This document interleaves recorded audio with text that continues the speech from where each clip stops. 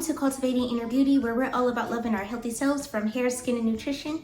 And that, my friend, starts from within. So you clicked on this video because you're looking to cultivate true friendship, which is very important. I know it sounds simple, but even the most simplest things could be easy to mess up. Friendships, it impacts our environment. It also impacts our health. It could improve our health or destroy it depending on who you're connected to. But be sure to check out my short where I talk about the 4 ways that friendships can improve your health. But in today's video, I'm going to tell you how to cultivate it. So with that being said, let's get started. So when it comes to our friendships, think of it as a plant or a garden. And God just gave us the role as managers. So we have no control over the outcome of the plant. But as the manager, if we're given the right tools and we have the right knowledge, then we can help build up that plant or help grow that plant as it's supposed to be.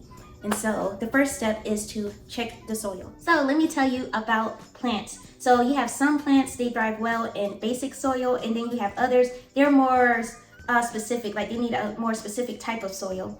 Then you have to look at the location. Is it in a good area where the sunlight and the rain could hit it? And then you have to look at the type of flower that you're planting. Is it something that requires a lot of light or it requires a lot of rain? So you're looking at all those different factors, but the most important thing it starts off with is checking the soil. So the same thing works when it comes to our friendships. So in this stage, you're checking to see if this person is compatible to be your friend. If you guys share common beliefs, if you guys both add in value, and how are you adding value? What are your expectations and what's the other person's expectations? Because some people have real high standards that the other person can't meet. And then you're checking their character. Some people could be kind of messy, like they gossip a lot.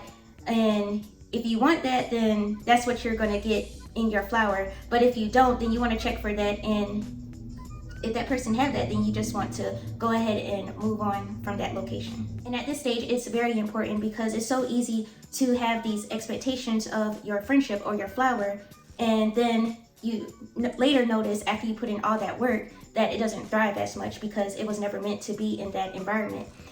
It's just like growing a palm tree in the middle of Alaska. It's more than likely not going to work, and if it do, it's not going to last too long because of its environment. And so I think it's just important that you go over what you require out of your friendship.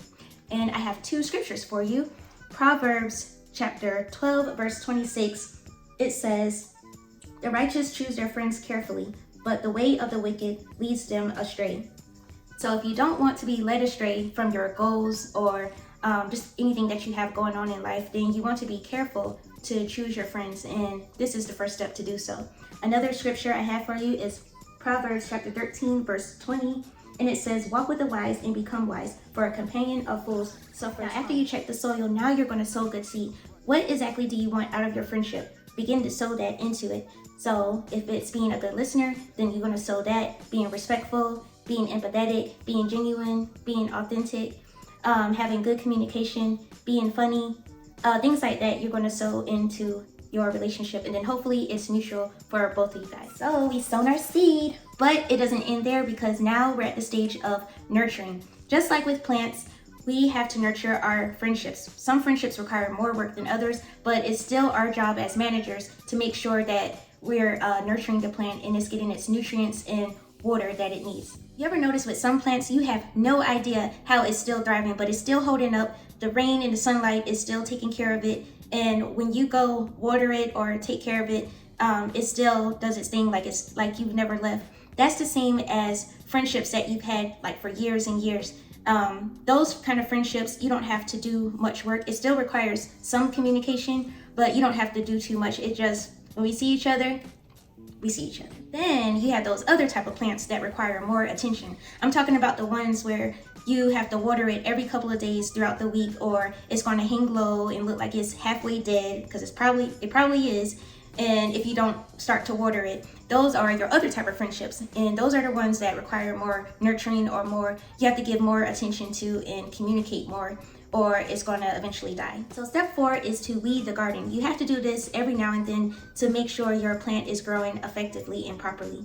So when you weed in the garden, you're helping the air and sunlight get through so the soil can dry better. So it's good to check on your plant and see how it's growing and what things you need to pull out. So I saw this article on this garden website that talked about pulling weeds, well, the benefits of them, and I wanted to share with you guys because I thought it was so related. So the first one was identifying your weed can help you figure out how to control them. Okay, so when you and your friend are starting to have issues, it's good to identify the problem that's trying to grow through your relationship. And by doing this, you can figure out how to pray more effectively. Misusing herbicide. So you know, an herbicide is a type of pesticide that kills weeds. But if you use it too much, then you could eventually kill the plant.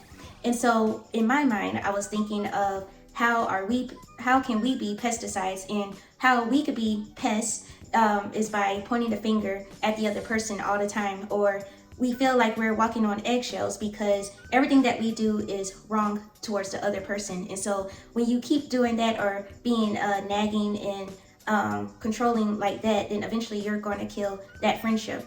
Using the wrong tool. So in the article, they talked about, of course, using a weed whacker. But in this example with friendships, I'm going to say using the wrong tool as far as always arguing over the most simplest things, when really the right tool that we should be using is prayer. Praying for that other person, and hopefully that other person is praying for you, but really get into the root of the issue. Another thing about weeding the garden is that you can forget your gloves. And when it comes to our relationships, forgetting our gloves is the same thing as forgetting to put on our armor of God. It's easy to exchange words, especially when you're in the heat of the moment. But at the end of the day, you have to remember that you're not fighting with that person, but you're fighting with evil principalities, and you're really fighting with that. So you have to remember who you're really in fight with. And then you also have to go in protecting yourself, having godly wisdom. And the last thing is that the thing with weeds is that if you don't catch it soon, then it'll eventually keep growing, and then it'll be harder to get rid of. And so it's easy to procrastinate and not face your issues. So if you see those little issues in your relationship, then address them early on so they won't grow into a big thing. And the last step is to know your place by remembering that you are the manager of where God called you to. So some things aren't meant to last for a long time. Some places that God calls you to is for a season, a temporary season.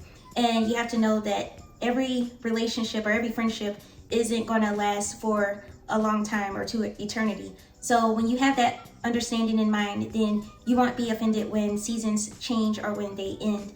But just do what you're supposed to do and manage it well while God has you there. I hope these 5 tips help you in cultivating true friendship. If you have more steps, then share. And I will talk to you next time. Bye, beautiful.